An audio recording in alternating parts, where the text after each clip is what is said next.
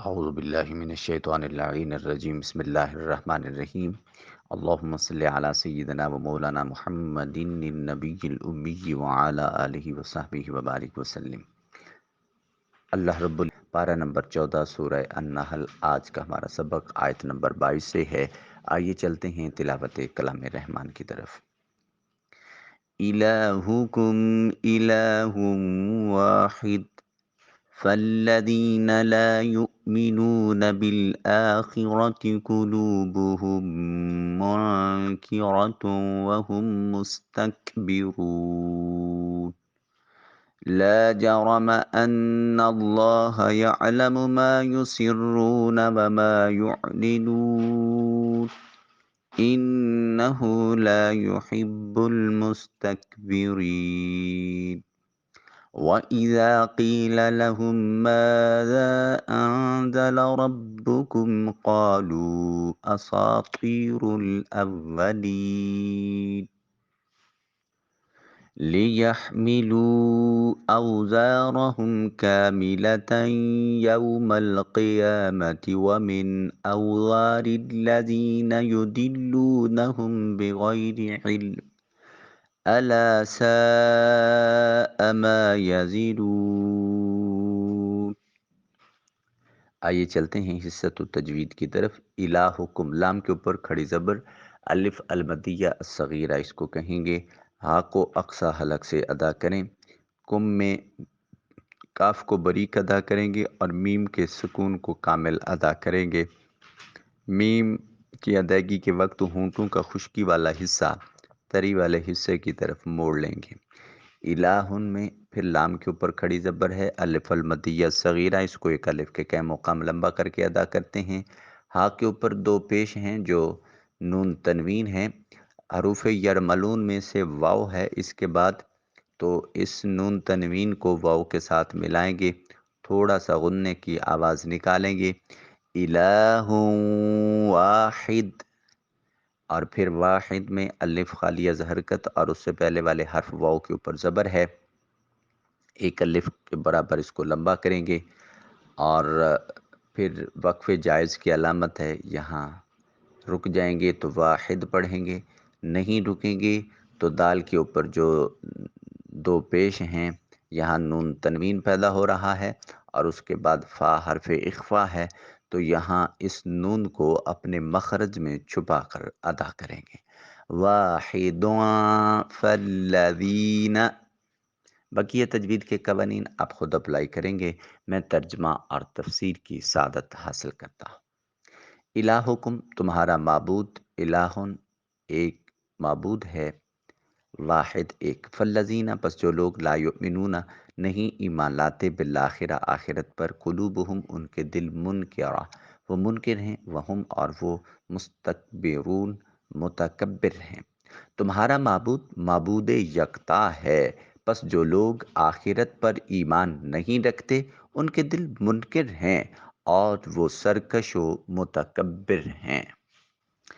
آیت کا خلاصہ یہ ہے کہ اس سے ماقبل آیات میں ذکر کیے گئے قطعی دلائل سے ثابت ہوا تھا کہ تمہاری عبادت کا مستحق ایک معبود یعنی اللہ ہے، اور وہ اپنی ذات و صفات میں بالکل لا شریک ہے۔ تو لوگ جو آخرت پر ایمان نہیں لاتے ان کے دل اللہ کی وحدانیت کا انکار کرنے والے ہیں اور وہ متکبر ہیں، حق ظاہر ہو جانے کے باوجود بھی اس کی پیروی نہیں کرتے۔ یہاں آیات میں ایک نہایت نفیس ترتیب ہے، پہلے کثرت کے ساتھ دلائل کو بیان کیا گیا، اب ان سب دلائل کا اہم ترین نسخہ اور نتیجہ توحید باری تعالیٰ کی صورت میں بیان کیا گیا، اور دلائل و نتائج میں کسی قدر عمدہ کلام فرمایا گیا کہ کوئی منطق کی باریکیاں اور فلسفے کی موشگافیاں نہیں، بلکہ انتہائی عام فہم انداز میں فطرت انسانی کے قریب ترین دلائل کو جمع کرتے ہوئے بات کو سمجھا دیا گیا۔ یہی وہ قرآنی اسلوب ہے جو دل و دماغ کو تسخیر کرنے والا ہے۔ لا جرم، فی الحقیقت، ان اللہ بے شک اللہ تعالیٰ یعلم جانتا ہے، ما یسرون جو وہ چھپاتے ہیں، وما یعلنون اور جو وہ ظاہر کرتے ہیں، انہو بے شک وہ لا یحب المستکبرین، اللہ رب العزت متکبرین کو پسند نہیں فرماتا۔ یہ بات حق کو ثابت ہے کہ اللہ جانتا ہے جو کچھ وہ چھپاتے ہیں اور جو کچھ وہ ظاہر کرتے ہیں، بے شک وہ سرکشوں متکبروں کو پسند نہیں کرتا۔ تکبر کی تعریف کیا ہے؟ تکبر کرنے والا مومن ہو یا کافر، اللہ رب العزت اسے پسند نہیں فرماتا۔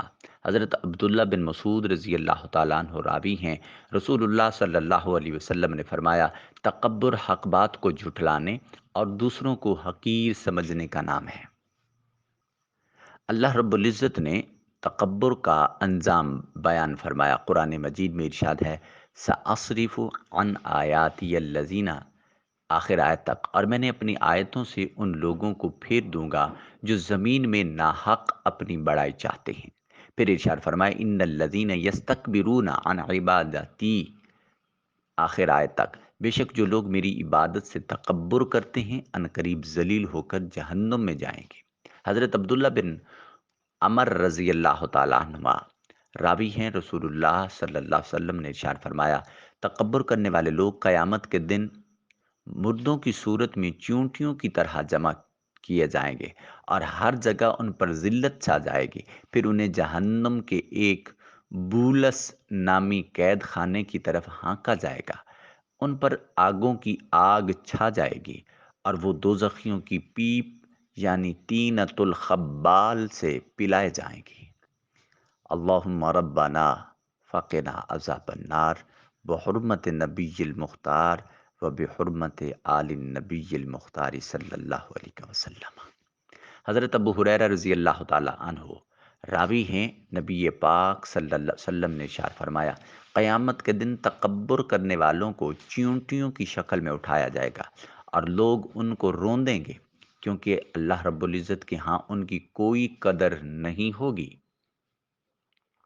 حضرت محمد بن واسع رحمۃ اللہ علیہ فرماتے ہیں، حضرت بلال بن ابو بردہ رضی اللہ تعالیٰ عنہ کے پاس گیا اور ان سے کہا، اے بلال، آپ کے والد نے مجھ سے ایک حدیث بیان کی ہے، اور وہ اپنے والد حضرت ابو موسیٰ اشعری رضی اللہ تعالیٰ عنہ سے، اور وہ نبی مکرم صلی اللہ علیہ وسلم سے روایت فرماتے ہیں۔ آپ صلی اللہ علیہ وسلم نے ارشاد فرمایا، بے شک جہنم ایک وادی ہے جسے جسے ہب ہب کہا جاتا ہے، ہب ہب۔ اللہ رب العزت کا فیصلہ ہے کہ وہ اس میں تمام تکبر کرنے والوں کو ٹھہرائے گا۔ اے بلال، تم اس میں ٹھہرنے والوں میں سے نہ ہونا۔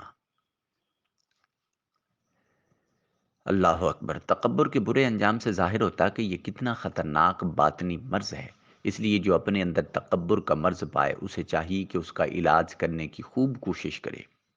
حدیث پاک میں تکبر کا علاج بھی بتایا گیا۔ حضرت ابو امامہ رضی اللہ تعالی عنہ راوی ہیں، حضور پر نور صلی اللہ علیہ وسلم نے ارشاد فرمایا، جس نے اپنا سامان خود اٹھایا وہ تکبر سے بری ہو گیا۔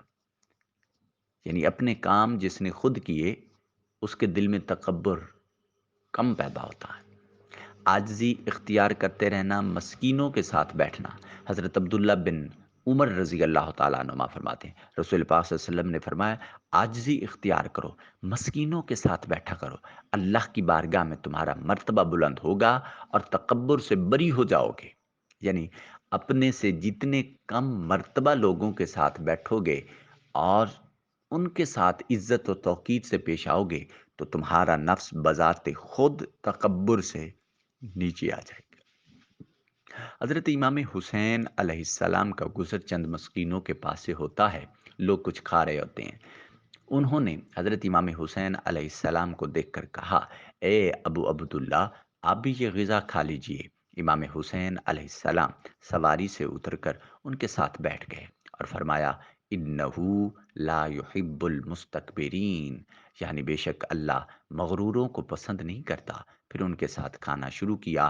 جب کھانے سے فارغ ہوئے، ان مسکینوں نے فرمایا، میں نے حضرت امام حسین نے ان مسکینوں سے فرمایا کہ میں نے تمہاری دعوت قبول کی ہے، اس لیے اب تم میری دعوت قبول کرو۔ چنانچہ وہ تمام مساکین امام حسین علیہ السلام کے ساتھ ان کی در دولت پر حاضر ہوئے۔ آ- امام پاک نے انہیں کھانا کھلایا، پانی پلایا اور کچھ عطا کیا۔ فراغت کے بعد وہ سب وہاں سے چلے گئے۔ اللہ اکبر۔ تو روٹین بنا لیجئے کہ جہاں آ، غریب لوگوں پر صدقہ و خیرات کرتے ہیں کہ ان کو پیسے دے دیے، کھانا ان کے گھر بھجوا دیا، اس کی بجائے کبھی یہ اہتمام کریں اپنے گھروں میں، اور گھر میں سب سے جو بہترین جگہ ہے، عزت والی جگہ ہے، جہاں اپنے سب سے قیمتی مہمان کو بٹھاتے ہیں، اس مسکین کو دعوت دیجیے، وہاں لائیے اور وہاں بٹھا کر اس کو بڑی عزت اور توقیر کے ساتھ کھانا کھلائیے۔ پھر دیکھیے اللہ رب العزت کی قدرت کاملہ سے آپ کے رزق میں، آپ کے گھر میں، آپ کے اس عمل سے آپ کے باطنی کردار میں کتنی تبدیلی پیدا ہوتی ہے۔ پھر اگلی آیت کریمہ میں ارشاد فرمایا وَإِذَا، اور جس وقت قیلا کہا جاتا ہے لہم ان کے لیے، ماذا کیا، انزلہ اتارا، ربکم تمہارے رب، قالو وہ کہتے ہیں اساطیر الاولین، یہ تو پہلے لوگوں کی، پہلے قوموں کے جھوٹے قصے ہیں۔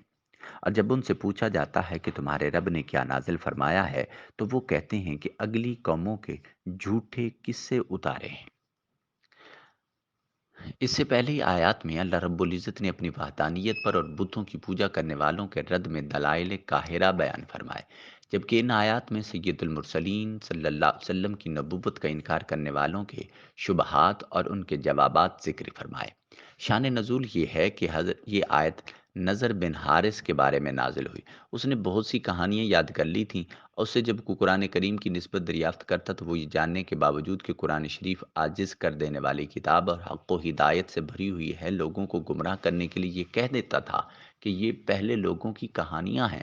ایسی کہانیاں مجھے بھی یاد ہیں۔ بعض مفسرین فرماتے ہیں کہ یہ آیت ان لوگوں کے بارے میں نازل ہوئی جنہوں نے مکہ مکرمہ کے داخلی راستوں کو باہم تقسیم کر لیا تھا۔ یہ لوگ حج کے آنے والوں کو سید المرسلین صلی اللہ علیہ وسلم سے متنفر کرنے کی کوشش کرتے۔ جب کوئی شخص ان سے دریافت کرتا کہ تمہارے رب نے محمد صلی اللہ علیہ وسلم پر کیا نازل فرمایا، تو وہ کہتے پہلے لوگوں کے جھوٹے افسانے نازل کیے ہیں۔ جب صحابہ کرام رضوان اللہ تعالی علیہ مجمعین سے جب ان کی ملاقات ہوتی تو انہیں تاجداری رسالت مآب صلی اللہ علیہ وسلم کی صداقت اور نبوت کے بارے میں بتاتے تھے۔ اللہ اکبر۔ آج کے سبق کی آخری آیت ہے لِيَحْمِلُوا، تاکہ وہ بوجھ وہ اٹھائیں، اوزارہم اپنے بوجھوں کو، کاملہ پورا، یوم القیامہ قیامت کے دن، ومن اور سے، اوزار الذین ان لوگوں کے بوجھ میں سے، یدلونہم گمراہی ان کی گمراہی، بغیر علم جہالت کی وجہ سے، بغیر علم کی، اللہ جان لو سا برا ہے، ما یزرون جو وہ اٹھا رہے ہیں۔ یہ سب کچھ اس لیے کہہ رہے ہیں تاکہ روز قیامت وہ اپنے اعمال بد کے پورے پورے بوجھ اٹھائیں، اور کچھ بوجھ ان لوگوں کے بھی اٹھائیں جنہیں اپنی جہالت کے ذریعے گمراہ کیے جا رہے ہیں۔ جان لو بہت برا بوجھ ہے جو یہ اٹھا رہے ہیں۔ اس آیت کریمہ سے دو باتیں معلوم ہوئیں۔ کاملہ فرمانے سے معلوم ہوا کہ کافروں پر دنیا میں آنے والی مصیبتوں کی وجہ سے قیامت کے دن اور ان کے گناہوں میں کوئی کمی نہیں ہوگی، بلکہ انہیں تمام گناہوں کی سزا ملے گی، جبکہ مومنین پر دنیا میں آنے والی مصیبتیں ان گناہوں کا کفارہ ہیں اور ان کو مٹا دیں گی اور ان کے درجات کو بلند کر دیتی ہیں۔ مصیبتوں میں سے مومن کے گناہ مٹنے کے بارے میں حضرت بریدہ اسلمی رضی اللہ تعالی عنہ راوی ہیں، نبی پاک صلی اللہ علیہ وسلم نے فرمایا مسلمان کو جو مصیبت پہنچتی ہے، حتیٰ کہ کانٹا بھی چبھے، تو اس کی وجہ سے بھی اللہ رب العزت کوئی گناہ مٹا دیتا ہے جس کا مٹانا اس مصیبت پر موقوف تھا، یا اسے کوئی بزرگی عطا فرماتا ہے کہ بندہ اس مصیبت کے علاوہ کسی اور ذریعے سے اس تک نہ پہنچ پاتا۔ نمبر 2، قوم کا امیر، سردار یا رہنما جو برا طریقہ ایجاد کرے، وہ لوگ اس کی پیروی کریں تو اسے برا طریقہ ایجاد کرنے کا گناہ بھی ہوگا، اور جو لوگ اس برے طریقے پر عمل کریں گے ان کے گناہ کے برابر ایجاد کرنے والے کو بھی گناہ ملے گا۔ حضرت ابو ہریرہ رضی اللہ تعالی عنہ سے روایت ہے، نبی پاک صلی اللہ علیہ وسلم نے ارشاد فرمایا، جس شخص نے ہدایت کی دعوت دی اسے ہدایت کی پیروی کرنے والوں کے برابر اجر ملے گا، اور پیروی کرنے والوں کے اجر میں کوئی کمی نہ ہوگی۔ اور جس شخص نے کسی گمراہی کی دعوت دی، اسے اس گمراہی کی پیروی کرنے والوں کے برابر گناہ ہوگا، اور پیروی کرنے والوں کے گناہ میں بھی کوئی کمی نہیں ہوگی۔ حضرت جریر بن عبداللہ رضی اللہ تعالیٰ عنہ سے روایت، حضور اقدس صلی اللہ علیہ وسلم نے ارشاد فرمایا، جس نے اچھا طریقہ جاری کیا پھر اس پر عمل کیا گیا تو اس کے لیے اپنا ثواب بھی ہے، اور اسے عمل کرنے والوں کے برابر ثواب بھی ملے گا، جبکہ ان کے ثوابوں میں کوئی کمی نہ ہوگی۔ اور جس نے برا طریقہ جاری کیا پھر وہ طریقہ اپنایا گیا تو اس کے لیے اپنا گناہ بھی ہے، اور اس عمل کرنے والوں کے برابر گناہ بھی ملے گا، جبکہ ان کے گناہوں میں کوئی کمی بھی نہیں ہوگی۔ اللہ رب العزت عمدن سہون کوئی خطا غلطی ہوئی اس کو معافی عطا فرمائے۔ پروردگار عالم، آپ قرآن مجید فرقان حمید کے لیے جو وقت نکال رہے ہیں سب سے بہترین ہے۔ اللہ رب العزت آپ کی یہ انفرادیت قائم و دائم رکھے، خوش و خرم رکھے، دین و دنیا کی سرخروئی اور بھلائی نصیب فرمائے، تمام زندگی کامیابی اور کامرانی سے ہمکنار فرمائے۔ اللہ رسول اپنی بارگاہ میں اور اپنی جناب میں سرخروئی نصیب فرمائے۔ آمین ثم آمین۔ دعوت الی القرآن جاری رکھیے، یہی سرمایہ حیات ہے۔ اللہ آپ کو سلامت رکھے۔ والسلام علیکم ورحمۃ اللہ وبرکاتہ۔